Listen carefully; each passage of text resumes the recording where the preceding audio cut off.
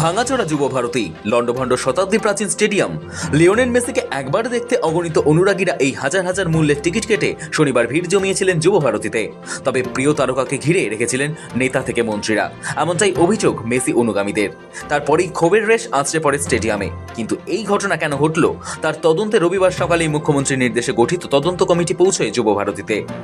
বিচারপতি অসীম রায়ের নেতৃত্বে এই কমিটি যুব ভারতী পরিদর্শনে পৌঁছন। সঙ্গে ছিলেন মুখ্য সচিব মনোজ পান্ত, স্বরাষ্ট্র সচিব নন্দিনী চক্রবর্তী, ছিলেন বিধাননগর পুলিশ কমিশনার মুকেশ ও ডেপুটি পুলিশ কমিশনার অনিল সরকার। তদন্ত কমিটির প্রতিনিধিরা ও বিধাননগর পুলিশ যুব ভারতী পরিদর্শন করেন। তদন্ত কমিটির তরফ থেকে যুব ভারতীর অবস্থা ভিডিও করা হয়। কিভাবে কেন বিশৃঙ্খলার পরিস্থিতি তৈরি হলো তা খতিয়ে দেখা হবে। ঠিক কি ঘটেছিল? শনিবার সকাল থেকেই গোট ট্যুর ইন্ডিয়ার কলকাতার পর্ব ঘিরে উত্তেজনা ছিল তুঙ্গে। হাজার হাজার দর্শক টিকিট কেটে যুব ভারতীতে হাজির হন মেসিকে এক ঝলক দেখার আশায়।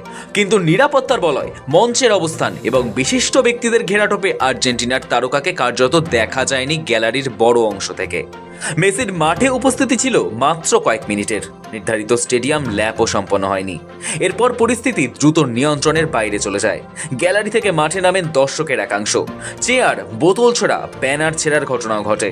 নিরাপত্তা বাহিনী পরিস্থিতি সামাল দিতে হিমশিম খায়। শেষ পর্যন্ত মেসিকে দ্রুত স্টেডিয়াম ছাড়তে হয়। এই ঘটনার পর মুখ্যমন্ত্রী মমতা বন্দ্যোপাধ্যায় প্রকাশ্যে মেসির কাছে ক্ষমা চান এবং গোটা ঘটনার জন্য মিসম্যানেজমেন্টকে দায়ী করেন। প্রশাসনিক স্তরে তদন্তের নির্দেশও দেওয়া হয়। এই ঘটনায় গ্রেপ্তার করা হয় মেসি সফরের মূল উদ্যোক্তা শতদ্রু দত্তকে। গতকাল সাংবাদিক বৈঠক করে রাজ্য পুলিশের ডিজি রাজীব কুমার স্পষ্ট জানান, ঘটনার দায় সম্পূর্ণভাবে ইভেন্ট আয়োজক এবং ব্যবস্থাপনার। যারা টিকিট কেটেও মেসিকে দেখতে পাননি সে সমস্ত দর্শকদের টাকা ফেরত দেওয়ার বিষয়টিও বিবেচনায় রয়েছে। শৌভিক চ্যানেলের রিপোর্ট, সময়, কলকাতা।